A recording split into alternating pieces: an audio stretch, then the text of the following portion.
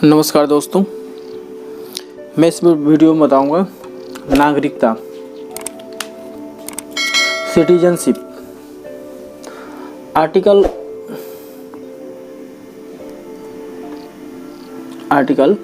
5 से लेकर 11 तक, इसमें सारे आर्टिकल की चर्चा की जाएगी।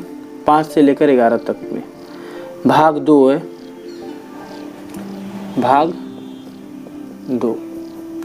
भाग 2 के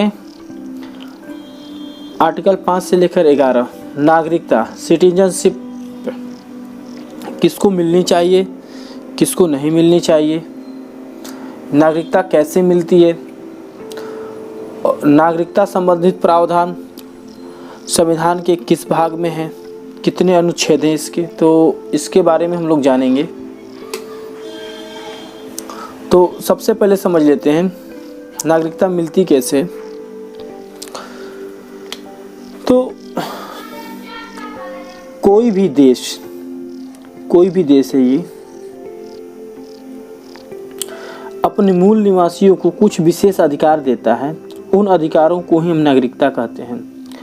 कोई भी देश अपने मूल निवासियों को कुछ अधिकार देता है, उन्हें ही हम नागरिकता कहते हैं, उन्हें ही नागरिकता कहते हैं। तो दूसरा पॉइंट समझ लेते हैं। किसी अन्य आधुनिक राज्य की तरह भारत में 2 तरह के नागरिक रहते हैं। मान लो कि कोई देश है, किसी अन्य आधुनिक राज्य की तरह भारत में 2 तरह के लोग रहते हैं। पहला नागरिक और दूसरा विदेशी। अब नेक्स्ट पॉइंट समझते हैं। नागरिकता सभी राज्य के पूर्ण सदस्य होते हैं। जो नागरिक होते हैं, जो भारत के नागरिक होंगे, वो भारत के ही सदस्य होंगे। जो भारत के अंदर कोई बाहर से विदेशी कोई घूमने आया होगा तो उनको हम नागरिकता में काउंट नहीं करते हैं। जो भारत के नागरिक होते हैं उन्हें सिविल और राजनीतिक अधिकार प्राप्त होते हैं। मतलब कि वह सरकारी नौकरी पे जा सकता है, सरकारी नौकरी के बड़े बड़े पदों पर जा सकता है।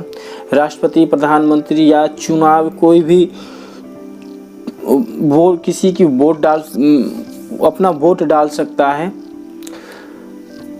राजनीति में खड़ा हो सकता है, चुनाव के लिए खड़ा हो सकता है, उसको सारे अधिकार प्राप्त हैं।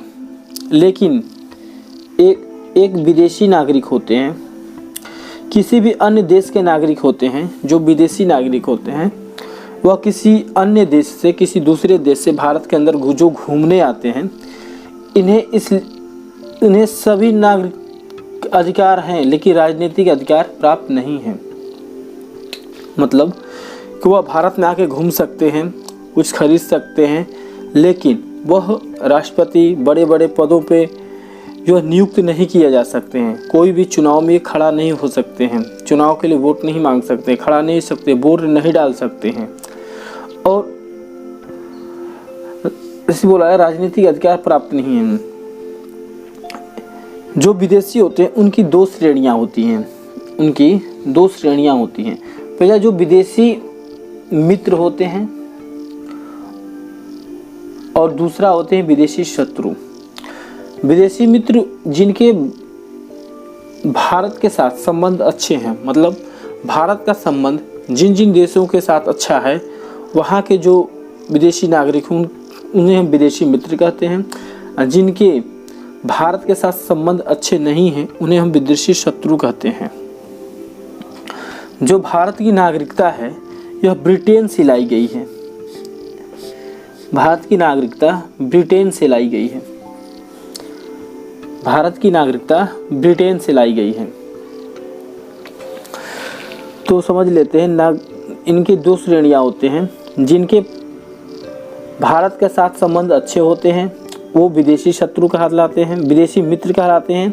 और विदेशी शत्रु जिनके भारत के साथ संबंध अच्छे नहीं होते हैं। अब आगे समझ लेते हैं।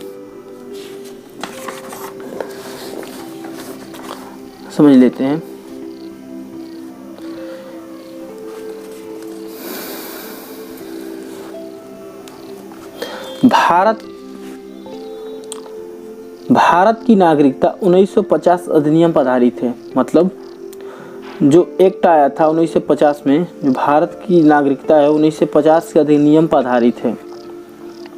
भारत की नागरिकता 1950 के अधिनियम पर आधारित है।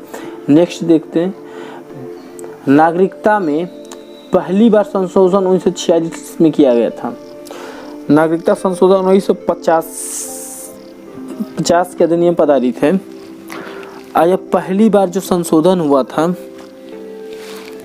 पहली बार संशोधन हुआ था ये 1986 में इसका संशोधन किया गया था। 1986 में इसका संशोधन किया गया था।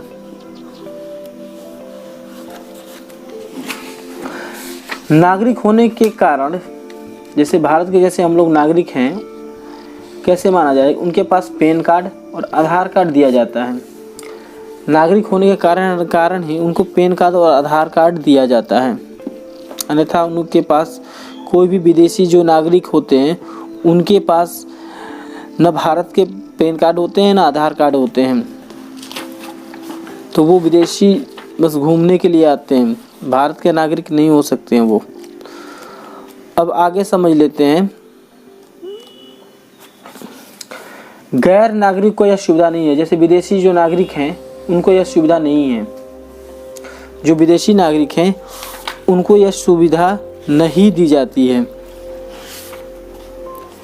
नहीं दी जाती है। अब आगे समझ लेते हैं, नागरिकता की चर्चा भाग 2 में, नागरिकता की चर्चा भाग 2 में अनुच्छेद 511 तक के हैं। 511 तक में नागरिकता की चर्चा है। 511 तक अनुच्छेद 5 में है। अनुच्छेद 5 में संविधान के प्रारंभ में दी गई नागरिकता, अर्थात जब संविधान बना था तो उन सभी लोगों को नागरिकता दी जाएगी जो उस समय भारत के अंदर थे। मतलब संविधान के प्रारंभ, जब संविधान बना था तो जो लोग भारत के अंदर थे तो उनकी वो नागरिकता दी जाएगी, अनुच्छेद 5 कहता है। और अनुच्छेद कहता है पाकिस्तान से भारत में आए लोग, पाकिस्तान से भारत में आए लोगों की नागरिकता, पाकिस्तान से भारत में आए लोगों की नागरिकता यदि वह संविधान बनने के बाद आए हो तो नागरिकता नहीं मिलेगी। अगर संविधान बनने से पहले पाकिस्तान से भारत आ गए होंगे लोग तो उनको नागरिकता दे दी जाएगी। अगर वो संविधान बनने के बाद आए होंगे तो उनको नागरिकता नहीं दी जाएगी, उनको नागरिकता नहीं दी जाएगी। संविधान बनने से पहले जो आए होंगे उनको नागरिकता दी जाएगी, और संविधान बनने के बाद जो लोग आए होंगे भारत के अंदर उनको नागरिकता नहीं दी जाएगी। यह आर्टिकल 6 में कहा गया है। 7 में है, स्वतंत्रता के बाद भारत से पाकिस्तान चले गए ऐसे व्यक्ति जो संविधान बनने से पहले लौट आए हैं उन्हें नागरिकता दी जाएगी। मतलब कि 1947 में स्वतंत्रता के बाद भारत से पाकिस्तान चले गए, मतलब 1947 के बाद जो लोग भारत से पाकिस्तान चले गए थे लोग, अब उनका मन नहीं लगा पाकिस्तान में और उनको अब वो संविधान बनने से पहले जब आ गए होंगे तो उनको नागरिकता दे दी जाती है, ये दे दी जाएगी। स्वतंत्रता का आर्टिकल, स्वतंत्रता के बाद भारत से पाकिस्तान चले गए ऐसे व्यक्ति जो संविधान बनने से पहले लौट आए हों उनको नागरिकता दे दी जाएगी। अब आर्टिकल 8 कहता है विदेशी भ्रमण और नौकरी करने पर भारत की नागरिकता समाप्त नहीं होगी। जैसे कोई आदमी भारत का और विदेश में जॉब कर रहा हो तो उसकी भारत की नागरिकता बनी रहेगी, वो विदेश में जॉब कर रहा हो उसकी नागरिकता समाप्त नहीं होगी। आर्टिकल 6(8) में है ये। अगला समझते हैं, अगला समझते हैं। अनुच्छेद 9, विदेशी नागरिकता लेने पर भारत की नागरिकता समाप्त कर दी जाएगी। अगर आप विदेश में गए हैं और वहाँ की नागरिकता आपने प्राप्त कर लिया हो तो वहाँ की नागरिकता लेने पर भारत की नागरिकता समाप्त कर दी जाएगी। वहाँ की नागरिकता लेने पर भारत की नागरिकता को समाप्त कर दिया जाता है।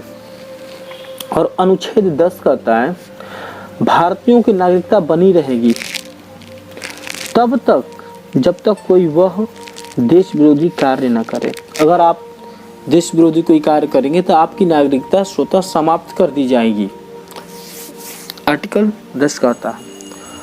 और आर्टिकल 11 अनुच्छेद 11 नागरिकता संबंधी कानून संसद बनाएगी, यह जिम्मेदारी गृह मंत्रालय को दे दी गई है।